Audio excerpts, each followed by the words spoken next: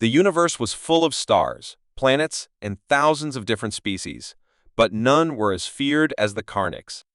They were known as the apex hunters, silent, cold, and without mercy. They didn't conquer for power or control. They didn't take prisoners. They hunted. Entire civilizations disappeared in days when the Karniks arrived. They had long, armored bodies, sharp blade-like limbs, and glowing eyes that never blinked. They didn't talk to their prey. They didn't give warnings. To them, war wasn't personal. It was just the way of nature. The strong survived. The weak were erased.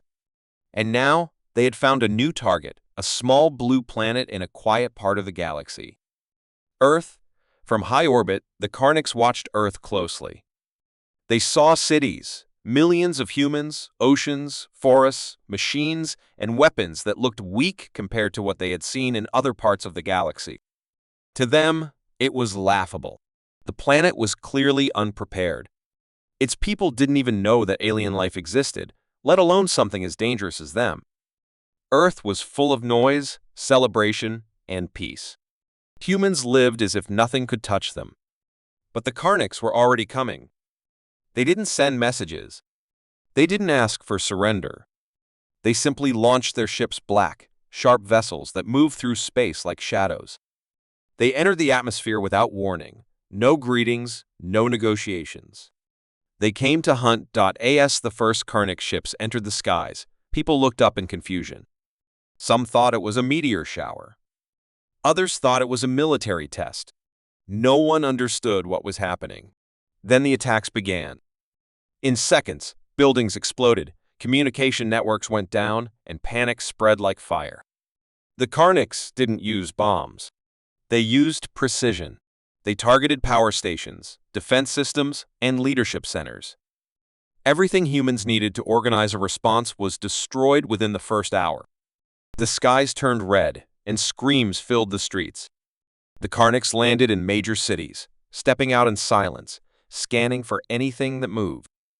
They didn't speak. They just hunted. But something strange happened. Something the Karniks hadn't expected. Instead of running in fear, instead of falling apart, the humans began to fight back. Small groups of soldiers formed lines. Civilians helped the wounded. Firefighters kept going, even when bombs fell nearby. In one city, a man with no weapon used a steel pipe to defend a group of children. In another, a group of doctors stayed behind in a burning hospital to save lives. The Karniks saw this and paused. On every other world, fear had taken over immediately. On every other world, the people had broken apart. But these humans, they were different. The first Karniks commander to notice it was named Thar. He had led hunts on 12 planets and never lost a single warrior. But Earth felt strange. The resistance wasn't strong by technology, but by something else, something unseen. He saw it in their eyes. Even when injured, they didn't back down. Even when they had no hope of winning, they refused to kneel. Thar watched a small team of human soldiers ambush one of his squads using smoke and fire. They were outgunned and outmatched, but they fought like cornered beasts, clever and determined. Thar sent a report back to the fleet: the prey resists. They are not what we expected. The Karniks continued their assault, but the humans kept adapting. They moved their defenses underground. They used radio signals the Karniks couldn't trace. They began to understand the weaknesses in Karniks' armor. They didn't need better weapons. They used intelligence, emotion, and unity. In one day, the humans had changed from victims to fighters. Across Earth, a message was spreading: fight back. Don't give in. We are not prey. And that message lit a fire in every human heart. Families that had lost loved ones didn't collapse. They stood up. They joined hands. They swore they would make the invaders regret ever coming to Earth. For the first time in their history, the Karniks felt something unfamiliar. It wasn't fear. It was confusion. How could a species with such weak technology be so hard to break? How could they lose warriors to creatures who had never seen space before? And why did the humans keep fighting, even when they were injured, outnumbered, or hopelessly surrounded? The scout had been 3 times her size, armored, and trained for battle. But she had attacked without fear. She had fought with pure will. High above the earth, on the main Karnix warship, the High Commander studied the reports. He had seen hundreds of battle logs before, but this one was different. Every update came with more losses. Every scout report came with new surprises. One note stood out: they are unpredictable. They do not follow patterns. They are dangerous when alone, and even more dangerous when together. The High Commander began to realize what Arthar had already felt. They had made a mistake. This planet wasn't like the others. These humans weren't prey. They were something else, something that couldn't be measured by strength alone. Still, the Karnix were not ready to retreat. They had never retreated before. Their pride wouldn't allow it. They believed they could still win. But in their hearts, a seed of doubt had been planted. And that seed would grow. Earth had become more than just a hunting ground. It had become a battlefield unlike any they had faced before. The humans were fighting with everything they had, and more importantly, they were learning fast. Every hour made them stronger. Every loss made them smarter. The Karnix had walked into what they thought was a simple hunt. But now, they were trapped in a war they didn't understand. As night fell over the smoking cities, and the stars above watched silently.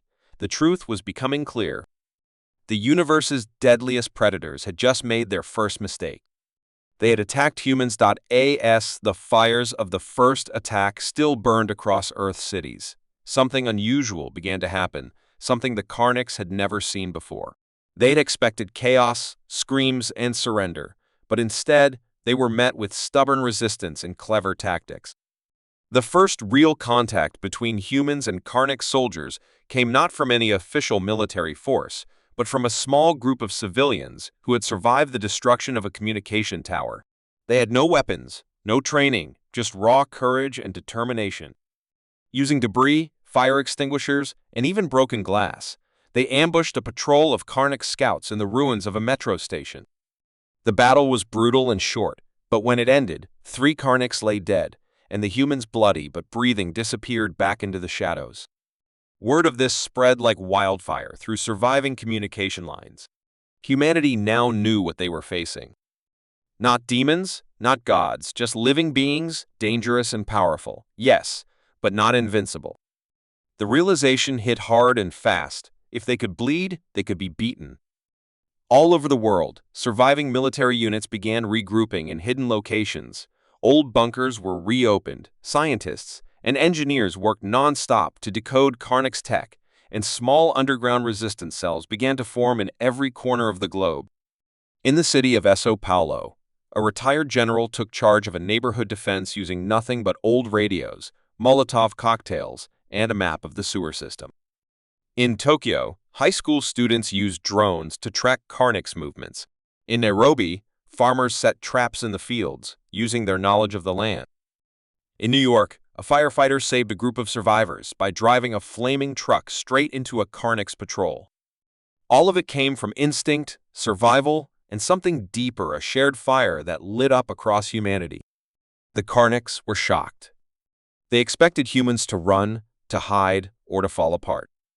But instead, they found themselves facing ambushes in alleyways, losing scouts to snipers, and watching as their targets refused to be afraid. Every time they adapted, humans adapted faster. Every strategy they used, humans cracked it open and turned it against them. One Karnix war leader noted in his report, "These creatures learn with every breath.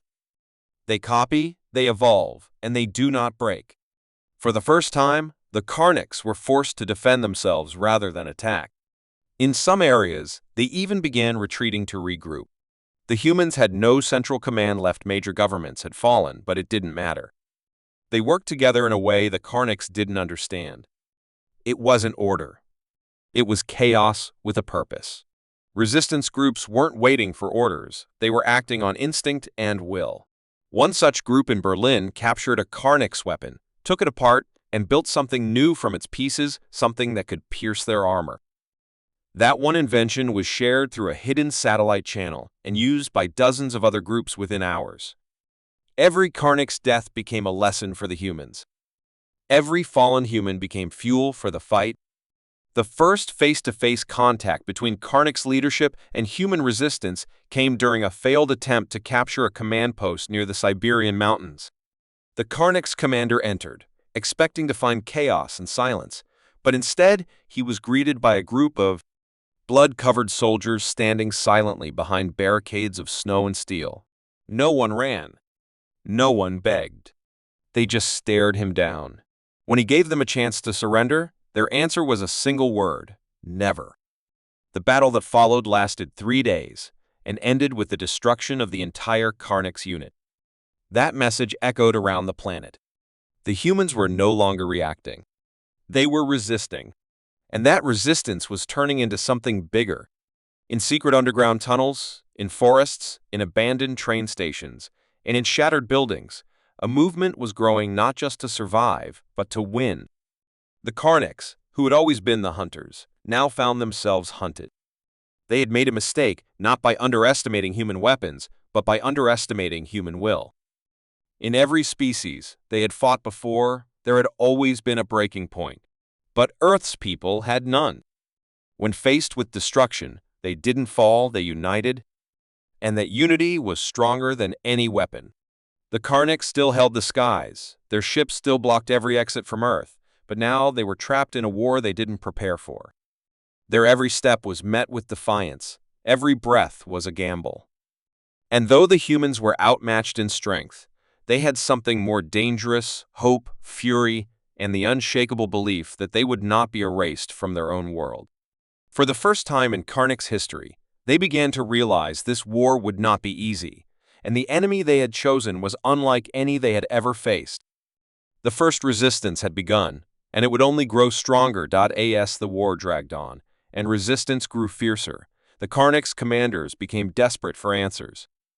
Their weapons were still powerful, their ships still dominated the sky, but they were losing ground on Earth.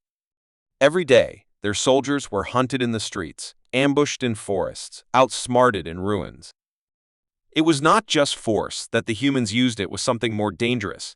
It was intelligence, unpredictability, and a strange kind of unity that didn't follow orders but still worked perfectly in chaos.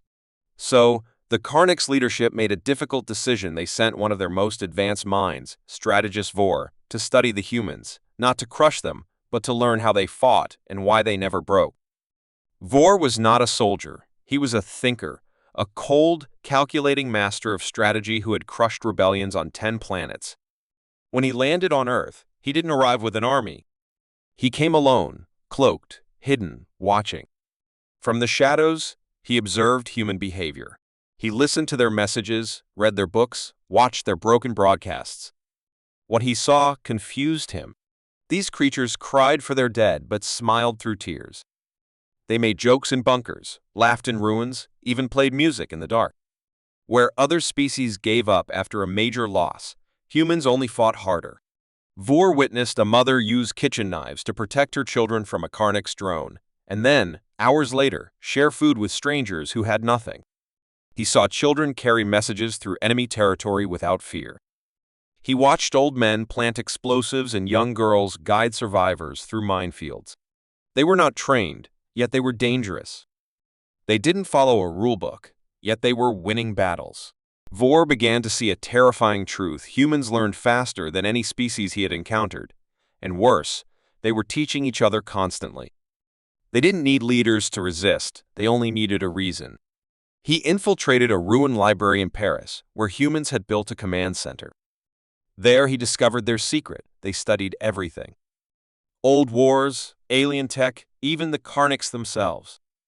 They didn't copy blindly, they adapted. One human soldier said to another, "We don't have to be stronger. We just have to be smarter today than we were yesterday." Vor understood that this was not just a war of weapons, but of minds and hearts. The Karnaks had come to dominate, but humans fought to protect. Their strength was not just in battle, it was in emotion, in memory, in loyalty to each other. They were unpredictable because they were driven by love, hate, hope, and anger all at once. Vor recorded thousands of pages of notes, capturing every human habit and tactic. But then, something changed.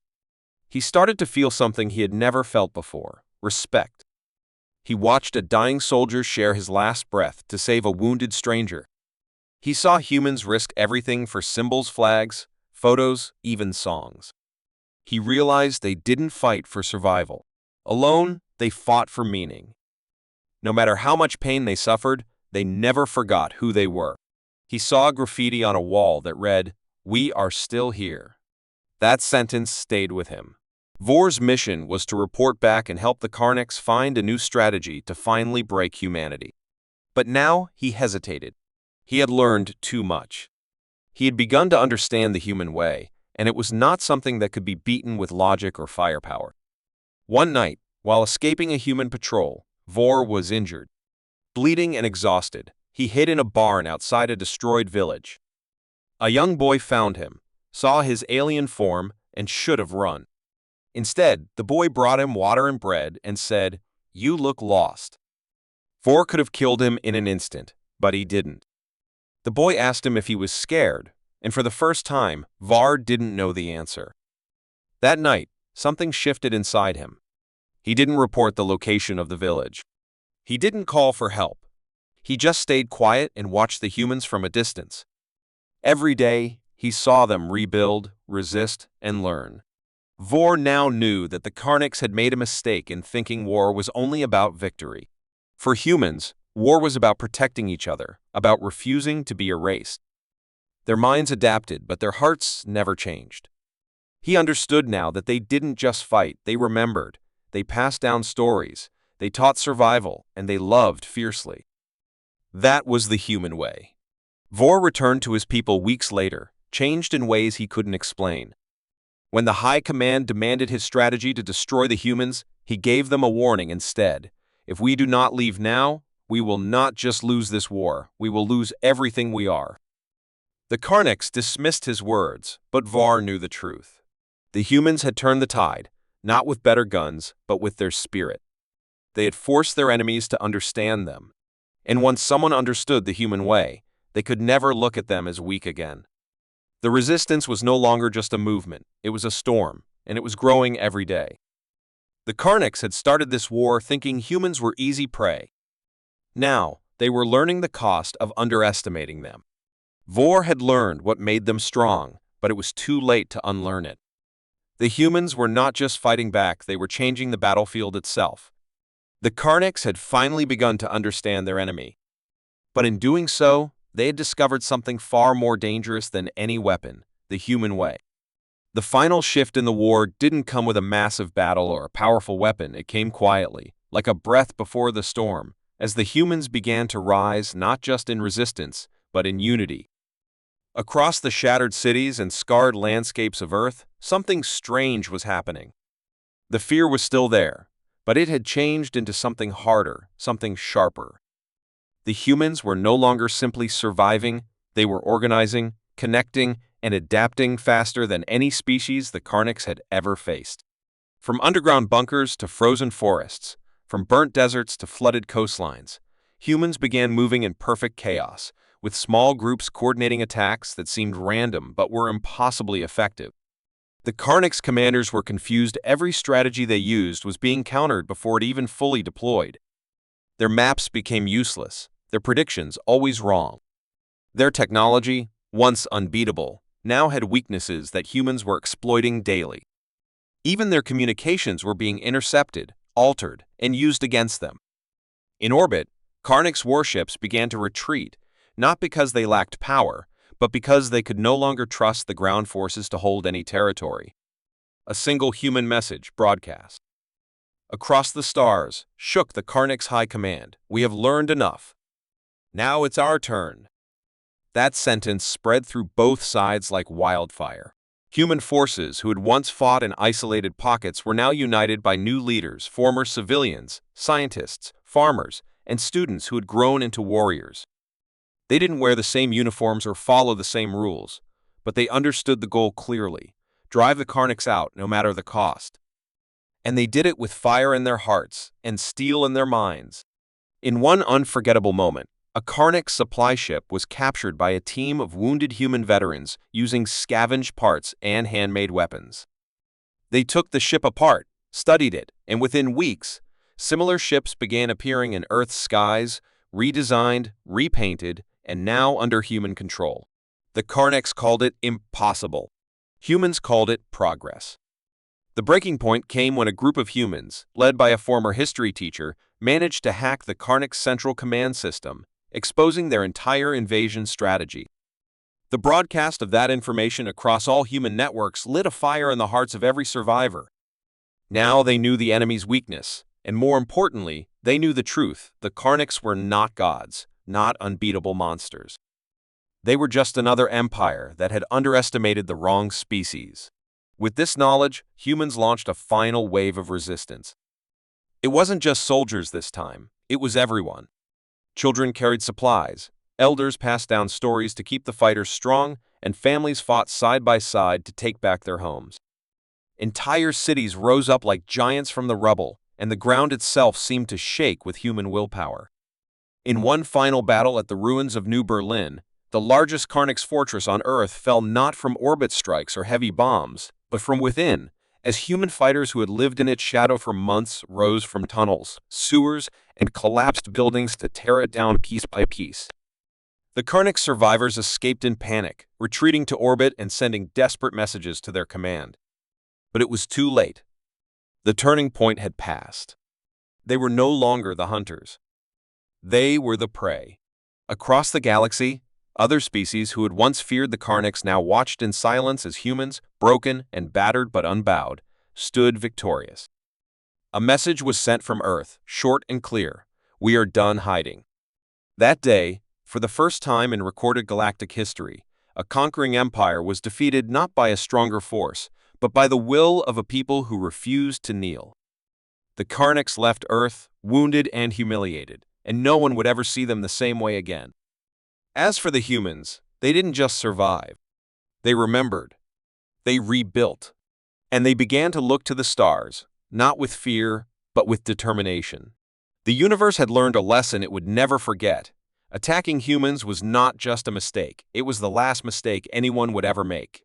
When the Zorvans first discovered Earth, they didn't see anything special, just another blue planet with life, water, and an intelligent species that hadn't even reached the edge of its own solar system. To them, humans were undeveloped, unorganized, and clearly unprepared for galactic contact.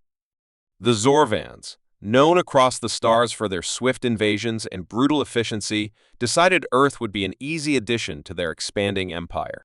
They sent scouts to observe, believing they'd find weakness and confusion, but what they saw was something different, something they didn't fully understand. Instead of one unified world, they saw thousands of different cultures, languages, and systems. Instead of fear, they saw stubbornness, humor, and strange acts of kindness during chaos. But the Zorvans still thought it was all disorder and weakness. So, they attacked, expecting a swift victory. They believed that by destroying Earth's satellites and disabling global communications, they would break human coordination. That was their first mistake.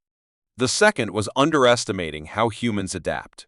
Within days of the attack, humans had found ways to communicate without satellites, using old radio towers, hand signals, and even coded messages carried by runners in places too dangerous for electronics. Small groups formed all over the world, not under one leader, but many, and they all had the same goal: resist. The third mistake the Zorvans made was believing humans would give up once cities started to fall. They didn't understand how humans react when their backs are against the wall. In one burning city, a group of teenagers held off an entire Zorvan squad using only fireworks, gasoline, and sheer guts. In another, an old mechanic rebuilt a crashed drone into a weapon that could punch through enemy armor. Human creativity became their greatest weapon, and the Zorvans didn't see it coming. As their forces spread thinner, humans became bolder. They started stealing enemy tech, learning how it worked, and using it against them. Engineers turned wrecked ships into flying weapons. Doctors became field commanders. Scientists designed traps and viruses that jammed Zorvan systems. In underground labs and hidden forests, humans changed. They stopped being survivors. They became a threat. And the fourth mistake was the Zorvans trying to negotiate, not with peace, but with arrogance. They offered mercy in exchange for surrender, believing humans would take it. But the humans responded with silence and fire. That silence was more terrifying than any weapon. The final mistake, the one that changed everything, happened when a high-ranking Zorvan commander ordered the destruction of an old library in what used to be southern Asia. It was meant as a message, a warning to the humans to stop fighting. But they didn't understand that to humans. Knowledge is sacred. That library had stood for hundreds of years, a symbol of human history, culture, and wisdom. When it fell, something broke and something else awakened. All around the world, people who had been holding back, waiting, hoping for help, they finally realized no help was coming. They were the help. That night, for the first time, humans launched a coordinated counterattack across 5 continents. Not with fleets or armies, but with waves of resistance fighters who moved like shadows, struck like lightning, and vanished before the enemy could react. The Zorvans were powerful, yes, but they were used to enemies who followed rules. Humans didn't. They used trickery, illusion, and even their own stories to confuse the invaders. Whole towns played dead, then came alive like ghosts to ambush patrols. Children delivered false maps, leading enemy forces into traps. Hackers hijacked Zorvan broadcasts, replacing them with music, laughter, and stories of resistance. The psychological damage was worse than the physical losses. Zorvans began fearing the dark, the forests, the sound of human laughter. One officer wrote in a report that it felt like the planet itself had turned against them. And maybe it had because Earth had chosen its defenders. The real turning point came not from a human general or soldier, but from a young girl who managed to sneak aboard a Zorvan ship, plug into its systems, and broadcast a message across the galaxy. Her face appeared on screens everywhere, human and alien alike, and she said just one thing: "You came to conquer, but you taught us who we are. Now you'll see who we can become." That message lit a fire not just on Earth, but across other worlds under Zorvan control. Species long oppressed by the Empire began rising up, inspired by humanity's courage. The Zorvans suddenly found themselves losing not just Earth, but their grip on the stars. Their command crumbled and their fleets retreated, not in strategy, but in fear. Earth was never the same after that. Neither was the galaxy. The Zorvans vanished from history, their names spoken only as a warning. And humans? They rebuilt, not to dominate, but to explore, connect, and protect. The mistake the Zorvans made wasn't attacking Earth. It was thinking humans would be like any other species. But humans were different. They were wild, emotional, unpredictable. And in the face of destruction, they didn't break, they evolved. That mistake changed everything forever.